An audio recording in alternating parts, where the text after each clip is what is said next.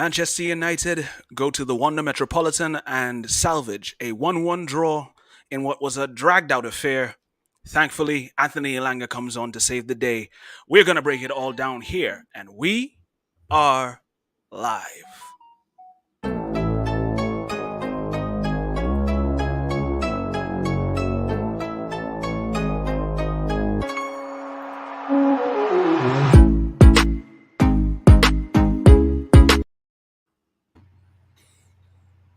Welcome to the breakdown. I am your host, Greg B., and we are going to be discussing Manchester United's 1-1 draw against Atletico Madrid in the round of 16 of the UEFA Champions League. An early goal from João Felix had us on the back foot, and it looked like Atletico would have eventually added to the lead. Thankfully, we were able to have Lady Luck on our side. A few shots, one specifically from Antoine Griezmann hitting off the crossbar, and we lived to fight another day. Thankfully, that young Swede, Anthony Elanga, scoring his first ever Champions League goal, becoming the youngest ever player to score in the round of 16, in the knockout stages rather, for Manchester United. It was all a hard watch at some points, but what can you do? That's life. But of course, I am not going to be doing this breakdown by myself. I am joined by Big Phil and President Chad. Gentlemen, how are our hearts after that result? Safe in the chest right now, real safe. My heart is in my balls.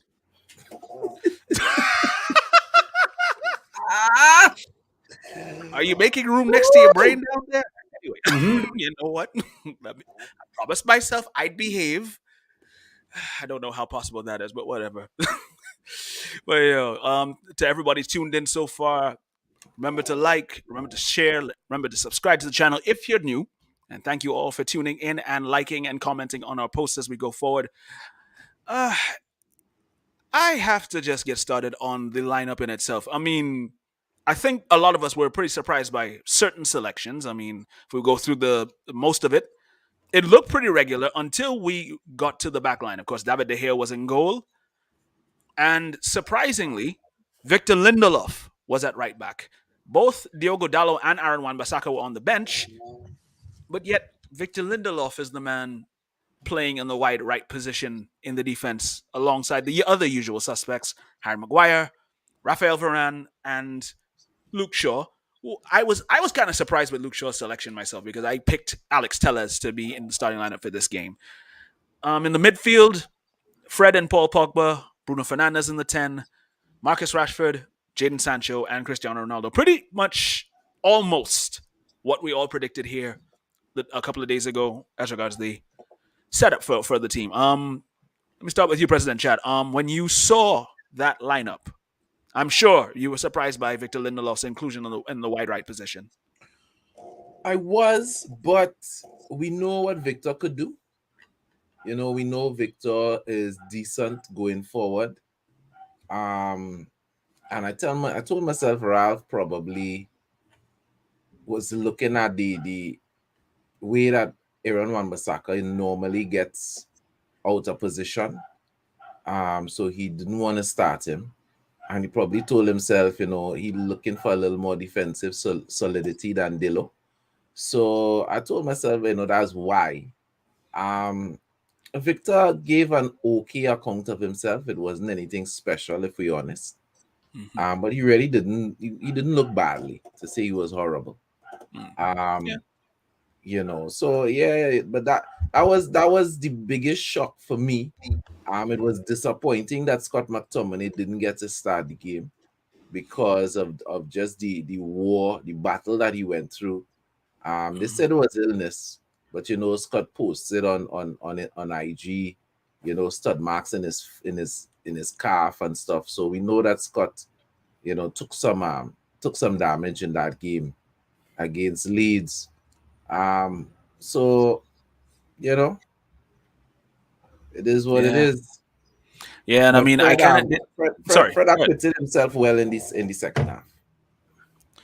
Yeah, I mean, it was one of those games where I think when we started off, we were kind of finding our footing in the earlies. Phil, I'm sticking with the whole Victor Lindelof and right back position here. So I want to ask this to you. Do you think Ralph was going with that mainly based off his performance versus Lead, especially how he linked up with Jaden Sancho over that weekend? That, and he also knows how to pass, right? He's one of the very few centre backs that is one, plays the ball forward, and two, actually knows how to, assist the forwards, right? We've seen it do it. We've seen him do it a number of times with Rashford, and to Right. some extent Ronaldo as well, too, right? So using Lindelof on the right, not only for his runs forward, but for also his passing as well, too. It wasn't a total shock. I mean, it was a surprise, but it wasn't a total shock, right? You could understand what Ralph was trying to do. And as President Chad said, Victor Lindelof was okay.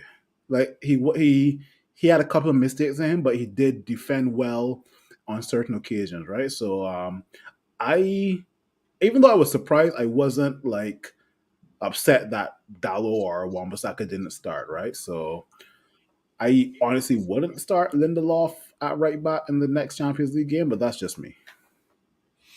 Yeah, I mean it was one of those unusual things that you were expecting, and you go through the rest of the team. Like I said, it was basically the usual suspects down the line.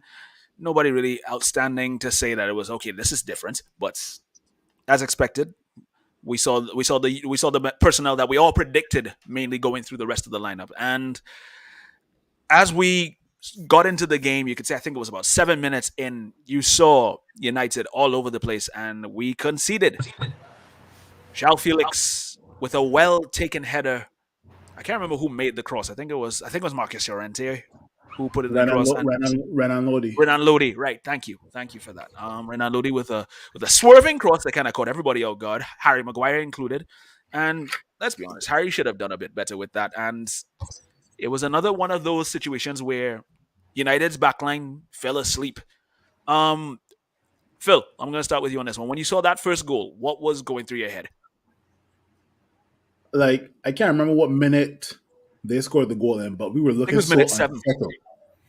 Yeah, and they scored early, but we were looking so unsettled in the first 5 to 6 minutes, and you know that Atletico Madrid were knocking on that door. I just didn't know that the door would have opened in the 7th minute, right? Like you said, I think Harry Maguire should have done better, right? He should have made himself bigger to put himself between, at least between Joe Felix and the goalpost, or between himself and David De Gea, right? Because that now puts David De Gea under pressure, and we're down a goal, right? Am I gonna slate Harry Maguire for that?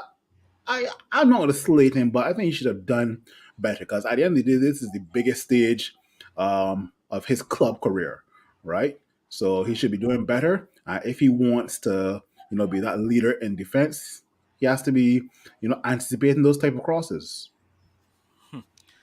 Yeah, it is one of those instances where, yeah, I mean, especially in a pace like that, you kind of have to be aware of everything that's going on around you, especially if you're going to be the center defender, and especially if you're the captain of the team. It falls upon you as a responsibility to make sure, hey. And then, of course, you've been made a meme the majority of the season. You would try to want to avoid situations like that. Jed, when you saw that happen, did you think it was going to be a situation of the floodgates opening? And added to that, I mean, when okay, in fact, let me rephrase that. We all know that Atletico Madrid is a team that okay, they're okay with grabbing that one goal and sitting back. Do you think they might have changed the situation, or do you think this was just another situation where Diego Simeone was just going to stick to the textbook that he knows? Firstly, this goal, we would like to say Harry should have done better. But the truth is, Joao Felix put on a Cavani imitation. He made the first run after the corner in what would have been the front of Harry Maguire when the ball came from the corner on that side, right? He made the run in, the ball came out, he ran back, he ran immediately back from offside, onside, and then ran around Harry Maguire and made what you'll call the back run. But obviously, the ball is now coming from the other side. So by the time Harry turned around, Jar Felix was already in front of him. The only way Harry was getting back in front of Jar Felix was to foul him, right? There was no other way. So it was a perfect the kind of runs we see Cavani make all the time. It was a perfect attacker's run. Um, the only way I could see Harry stopping that was to grab him before he made the cutback. And note I said grab him. There was no body in him. The run was so perfect. He had to body check him, foul him in some way. Of course, it would have been probably on the top of the box, right? A little outside the box. But there was no way to, the run was just that good. Now, I'm not saying that Harry should not have been a little more aware, but the run was really good. And we need to put, because if Cavani made a run like that, nobody would have been talking about the defender was poor, right? Everybody would have been talking about how Because Cavani, great. Cavani's on our side. Why would I talk about No, the but defender? still, the bottom line is it was a good run, right? I He's know I don't want to painting a make scenario, excuses. Phil. Try to keep up. I But don't want to here's make the thing, right? As excuses soon because for as soon as Harry. Before Renan Lodi put in the cross, Fred was there looking to stop him, but Fred slipped. As soon as Fred slipped, you should have anticipated that a cross was coming in The because cross was going to come back in. all the other defenders for Atletico Madrid weren't rushing back. They weren't.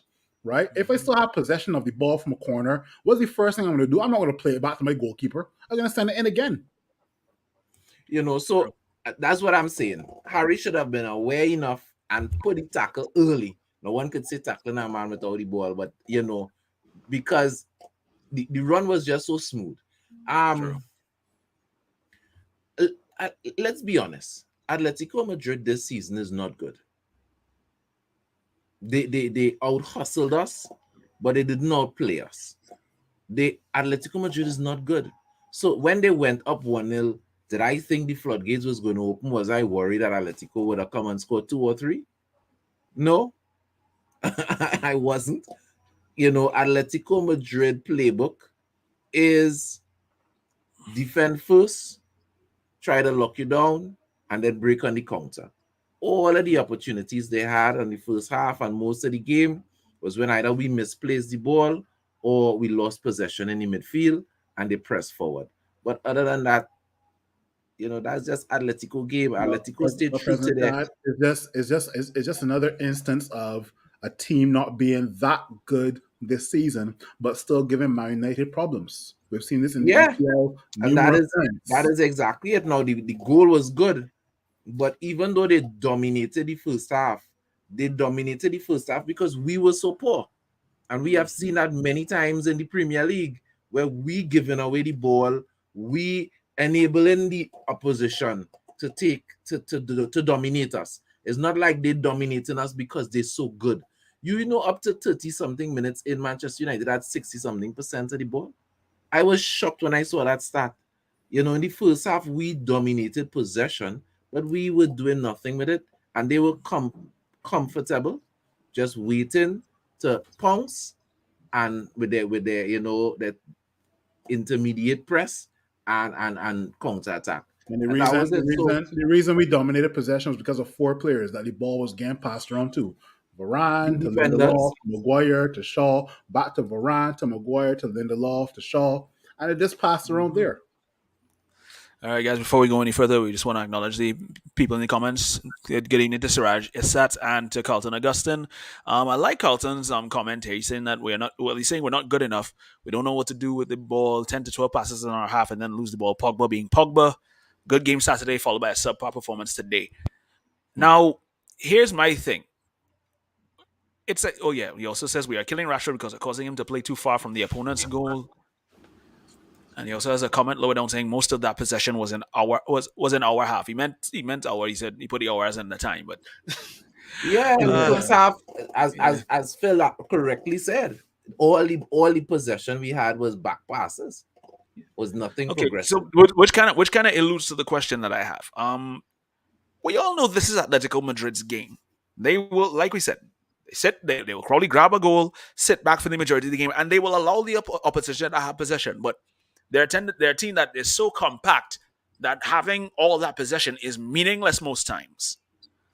So, do you think that this is something where Ralph could have recognized that and probably tried done something different to kind of open up Atletico Madrid, or do you think it was just him just not sure how to do it and just hoping for the best in this situation? Anybody, it doesn't matter who goes first. I don't think. Let me tell you something. When you're two most creative, and not just most creative, when your two best players, right, in Mhm.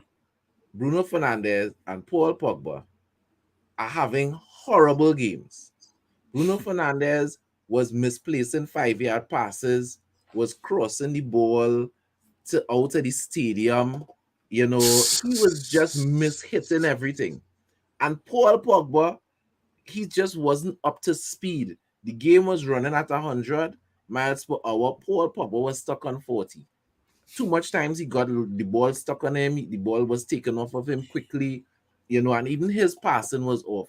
I mean, for a second, I saw some passes and I had to rub my eyes to make sure it was Paul and not Fred.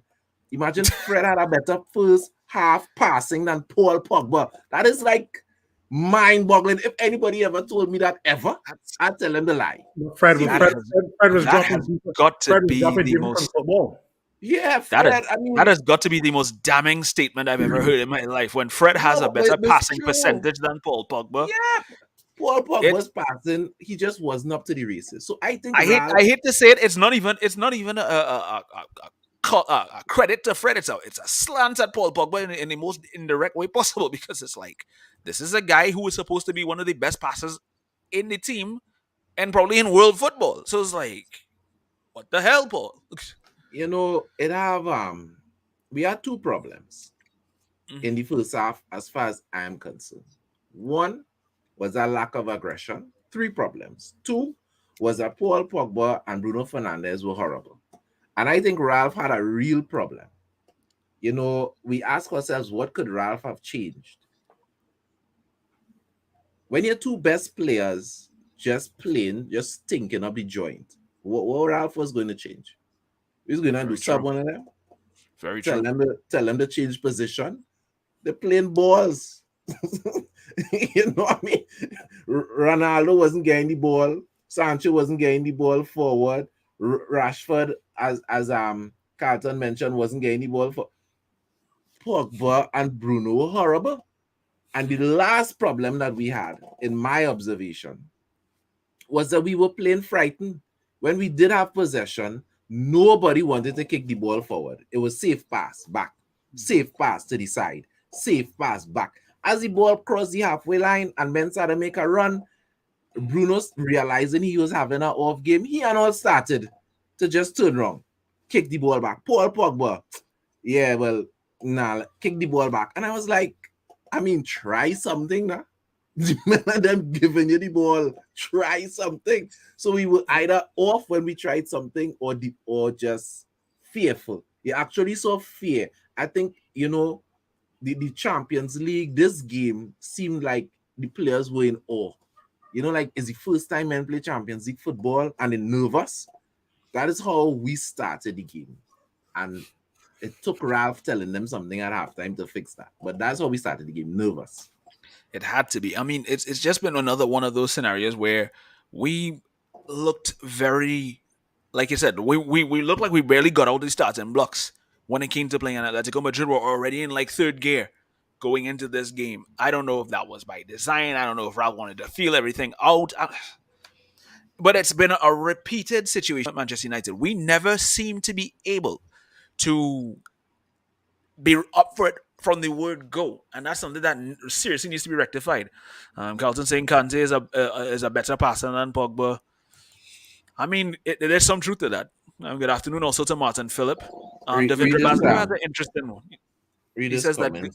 he says that not much chances created. The game showed us we're really capable to make semis unless something drastically changes. Um, how many of you actually agree with that? What Let's was be the question real. I again? mean, Manchester United progressing. I think we all expect to beat Atletico because Atletico have just been so bad. But do we really Yeah, but think that we semis? could go all the way? I think before this game, before we saw this game, that statement would have been true. We really need something drastic to get deep in We the can't, we can't, we can't, competition. we can't make any decisions just off of one match, right? Yeah, Yeah. Well, But let's I let mean, I'm honestly going to say if we do progress past Atletico Madrid, which most likely people will most likely still think we're in a shout for doing, It really depends on who we get in the quarterfinals. I mean, next year, we bounce up like a Bayern Munich. I think we could beat anybody right now except Bayern. When I say we could beat anybody, I don't mean because we're playing well. I just think we Hmm. have a chance. Yeah, well, I mean, once you made it this far, you always have a chance. So that's the way I look at it. Well, yeah, but going back to the game in itself, like we said, first, oh, apparently Devendra said that was a typo. He said he meant to say incapable. Yeah, well, I figured that's what he meant. Wow. Look at how fast the hope dissipates from everybody's faces. But yes, going back to the game at itself, of course, like we said, the first half was abject. Everybody on that field was disgusting to watch at. Second half, no. Now it seems like there's somewhat the gear started to turn slowly.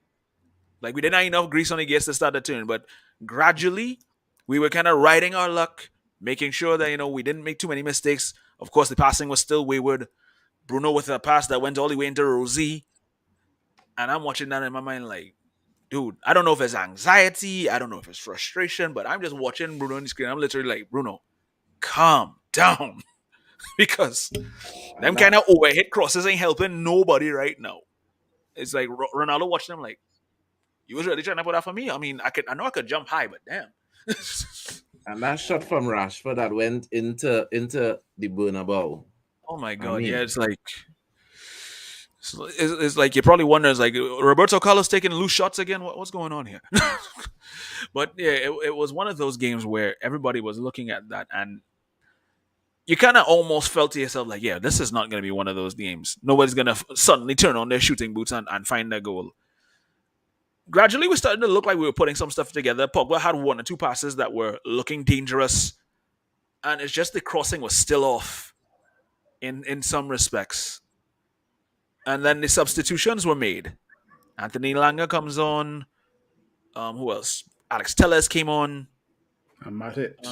Romania Matic came on, and And all three look Bissaka good. also came off as well. Came on as well too. Yeah. Lindelof, we're not sure if he had an injury, but he came off in the process. And hope springs eternal, and fortune tends to favor the brave. The brave one in this situation being Anthony Langa, managing to get onto a pass from Bruno Fernandes and rolling one past Jan Oblak to level the scoring. Gentlemen, Phil, let me start with you. Take me through what went through your mind the minute you saw Anthony Langa score that goal. Um, I can start from even before because I was like, I have no idea where a goal is coming from because CR was being isolated. Bruno was just giving away the ball a lot. But then it almost reminded me as in, when Anthony Elanga came on, the first question I asked myself, he came on versus Leeds and he scored. Will he come on and score versus Atletico Madrid? I don't know. But when he rolled it past Oblak, I was like, wow, wow. Like, I want to take it back even further when Elanga missed the penalty versus Middlesbrough and the entire social media world was against him. The way he has responded since missing that penalty is absolutely amazing. And that's the response of like somebody who's really mature. But for a 19-year-old to respond that way, scoring versus Leeds and also scoring in the Champions League, I tip my hat off to him. Definitely. Yes, Anthony Langa does really deserve a lot of kudos and credit for his desire to really take the game by the scruff of the neck in that regard. Chad, status just come up as well, saying that Anthony Langa is the youngest Manchester United player to score in the knockout rounds of the UEFA Champions League. yeah. How much of a feather in his cap is that, and what does that do? As much as probably every other game he's played in where he's performed well, how much does this really take his confidence going forward? Um, I mean, confidence wise, it definitely would take it up a notch for him. I mean, you know what it is to score in a Champions League game and an important Champions League game. Of course, he's on top of the world right now. Um, but and I like the fact that he was composed because we remember he had a chance, not exactly, but fairly similar on the weekend, and he kicked it straight towards the goalkeeper. So the fact that he was composed to put it on the side of the goalkeeper, I think was critical. Um, Martin Philip is saying Elanga is very hungry young player, and I hope he is used wisely on this team. And yeah, let me tell you something. Yeah, talent wise, Elanga is not more talented than Rashford or Sancho. But the Mm. reason why I consider Elanga an X factor is because of that hunger. Or some people may call it youthful exuberance. He just goes out there and he runs. He runs, he takes on people. He's just fearless because there's nothing for him at that age. He hasn't had any major injuries in his life as yet. The, God the forbid. ceiling is, everything is up for him. And when he goes out there, he plays like that, hungry and fearless. And that's it, And I so mean, it's also long kind of may it like a continue. sorry, my fault. Yeah, but No, I it said long also may it continue. That's it. yeah, indeed, indeed. And like I was gonna say this, it kind of tends to be like you look at the likes of Anthony Martial and the likes of Marcus Rashford, who have been criminally underperforming because we know the levels that these guys are capable of putting on when they're on their best games. And yet, you have a 19-year-old who's now finding his feet, coming out here and basically stealing the show in a sense, making the headlines that you would expect the likes of a Rashford or a Martial or even a Cristiano Ronaldo at this point, because we all know everybody would say Cristiano Ronaldo's favorite opposition in the Champions League is Atletico Madrid.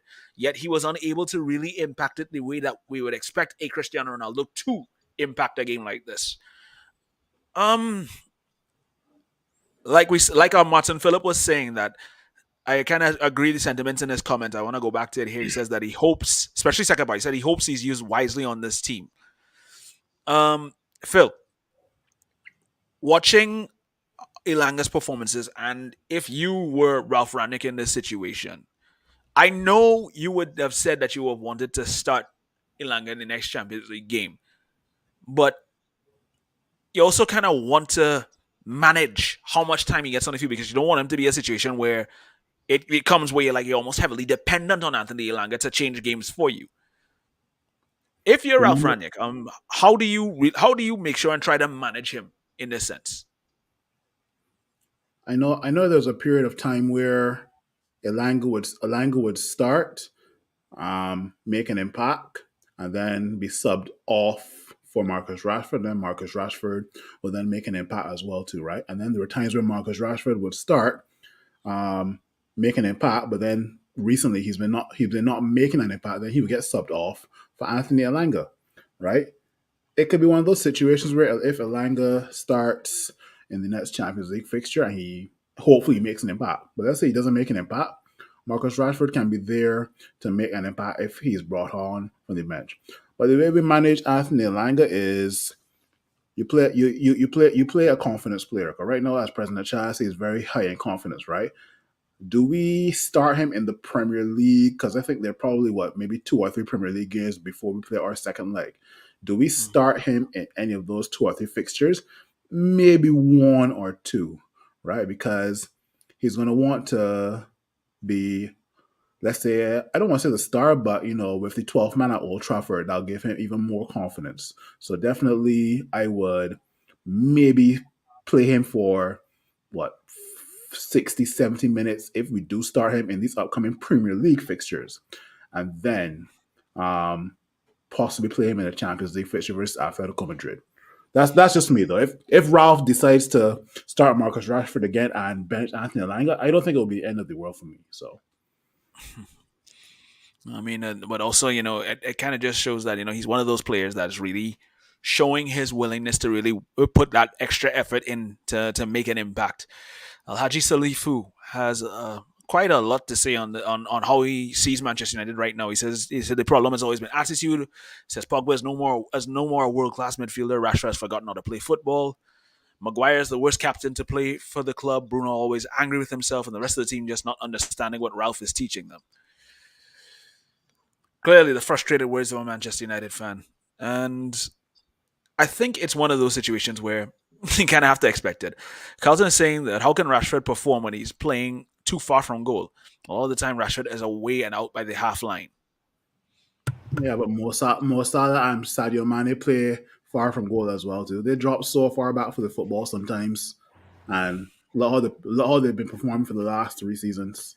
So football has And I, evolved. and That's I all I think a can lot say. of times you look at the situation, the way we've been playing as well too. If you look at today's game, the way we were performing, Ronaldo had to drop so deep at times that when you want him to be in positions where he can make an impact, which would most likely be in the 18-yard box, he's never there, or he's either running in a bit late after a cross comes in and he can't really latch onto it the way that he wants. The one cross that he latched onto, we saw he was able to get the elevation, but he wasn't able to get the direction on it like he would like. And it's one of those things where you kind of have to wonder if the style of play just doesn't work for certain players or if they're just not really up for it anymore. It's a lot of things that you kind of have to look at. And True. so, again, like I said, the second half, we were able to nick a goal and saved ourselves from what could have been a very embarrassing situation. So I'm grateful for Anthony Elanga's goal, like the rest of Manchester United fans worldwide. I'm wondering if we should even bother to do any ratings, but I want to get everybody's opinions on people's performances today. I'm sure it's not going to be for the best, but let's be honest, we all still want to hear what people would say. David De Gea, President Chad, what would you think of his performance today? 5. Yeah, that's about fair. Phil, Other than concede a goal, I can't remember David De Gea doing anything per se. So all I right. mean, yeah, 5. Carlton saying no ratings, please. So what? Do we share the sentiment or do we? My thing normally on games after games like this is like, yeah, give me your 3 best players and the 3 worst players and call that Georges. All right, All right. cool. Well, cool. Well, we'll go with that then. We'll go with that. Apparently, there's a back Well, and I will forth let Phil between go Al first Haji. because I know Sorry. Phil had a head out. Oh yes, Three, yes, yes, yes. So three Phil, yeah, best your best players. players. This. I'm not taking the piss, but our 3 best players were Tellez, Elanga, and Matic. I mean, it's kind of hard to argue with that because you saw the difference those 3 players actually made. So when Matic came in, we saw composure.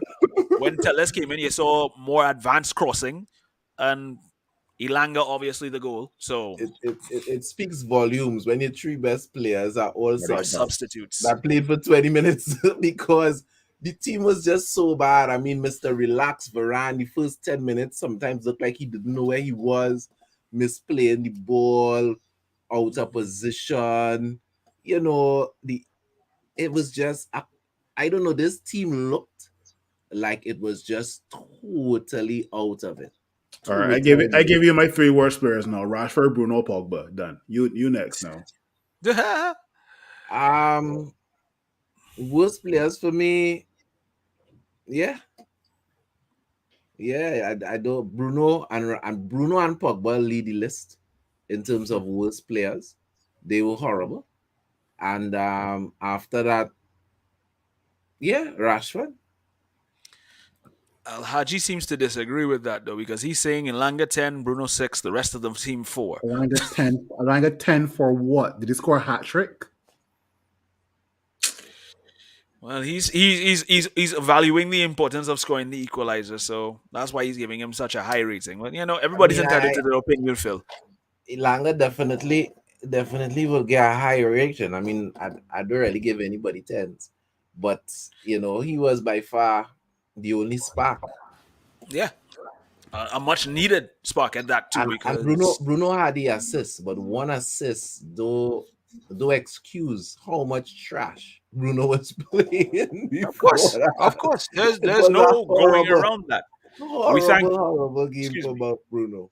Yeah, He and we Pogba was thank you for just the horrible. assist.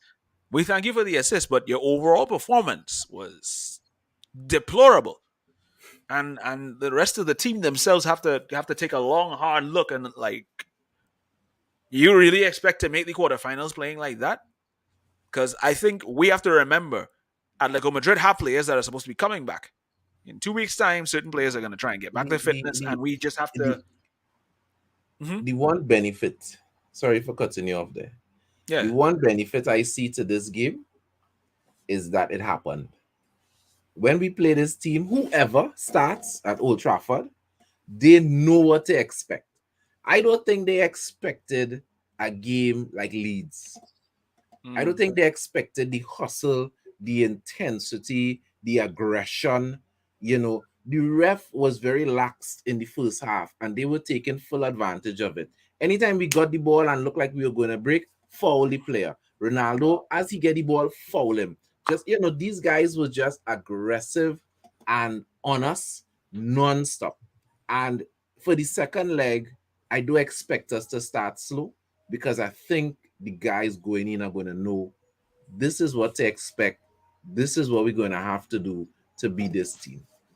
Mm. I love this comment from Carlton. He's saying that there was a time in GCEs when your performance was so bad you got a U for unrecognized. We Yeah. are brutal tonight, man. We are very, very brutal tonight. Good evening to Jesus Hackshaw. He is saying that Bruno and Paul Pogba seemed like heavy legs. It is the most amount of lost balls in possession I've seen in a long time. I want to make an intelligent pass. If not pressured, it's it's a toots pass also. Hey boy. Yeah, it was one of those games where everything was just completely off. Everything was just completely off. But somehow we managed to escape with the game still evenly balanced as regards the scoreline. The performance, not so much. But let's just hope that we see a much better performance in the second leg. All right, guys, I want to get your closing thoughts because I mean there isn't much really to express on this game. Prez, what do you want to close with? Um, well, that was it. I just hope that the experience is something the guys would be able to take into the second leg. That's one. Two, Hmm. um, yes, we saw what's his name who came off the bench, who we were linked Elanga? to in the past. Don't Who want hit the on. post? Griezmann. Griezmann. Griezmann. Yeah, we Yeah, saw Griezmann come on. And yeah, Mr. Big Teeth, Buck Teeth, Biter Man was on the bench. But Suarez. really and truly, I don't think we need to be this team. What we saw today is Atletico Madrid. This team is not going to come to Old Trafford and play better than what they played today. They are going to come and at the very best, they are going to do exactly what they did today. All You right. know, this team is defend first and attack after. And they're going to come and play the same way. Watch me. As poor as Rashford had a game today, as poor as Cristiano Ronaldo was today, and as ineffective as Sancho was today, trust me, Simeone is not going to lose the key of his brain, come to Old Mhm. Trafford and say, yeah, I'm going to put out an attacking team and run at Manchester United. Because those guys that I just called, he knows can poison his team. He knows that without a shadow of a doubt. Huh. So we just have to up our game. If we up our game, we can beat this team. Plain and simple. This team don't have levels, right? And I'm not pissing on Atletico Madrid. Atletico Madrid is what they are. They are what they are, and they don't have levels to go up. They Hmm. just don't. If we played poorly today, if we played to our capacity and ability, we're gonna beat this team in the second leg. All right. So But you it's still, Manchester United, and we like drama. So yeah. I mean, today's a perfect example of that. It wouldn't have been a dramatic. It wouldn't be Manchester United if there wasn't any sort of a dramatic twist in anything. And I kind of share your belief. I mean, we really know that Atletico Madrid has not been flying in La Liga. Jan Oblak has not been the same goalkeeper that he was a couple of seasons ago. Pretty much rated as one of the top goalkeepers in the world, and he's been having a sub. I wouldn't even say subpar. It's been almost a nightmare of a season at times for him. They let in more goals this season than they let in all last season. So for us to be able to see that we were able to score it still kind of leaves me with some sort of hope going into that second leg. So let's just hope that we keep this momentum, and if Ralph Ranick can learn something from this and tailor the setup for the next game to suit that, then I think we should be able to see our way through this and navigate our way into the quarterfinals. But it remains to be seen. Right now, our focus should be, I believe, Watford is our next game Saturday, right? All right, so Yeah, we have some unfinished business for Watford. I mean, Watford yes, beat us badly when we were going through that bad patch with Ole. So we yes, need to give Watford a curtail, a proper yes. curtail. The Watford game was a 4-2 defeat, and it was basically Ole Gunnar Solskjaer's nail in his coffin as regards management. So we need to adjust that. And really, we do have unfinished business. So let's hope for a positive result over the weekend and carry that momentum going into it, because the next couple of fixtures that we have ahead of us,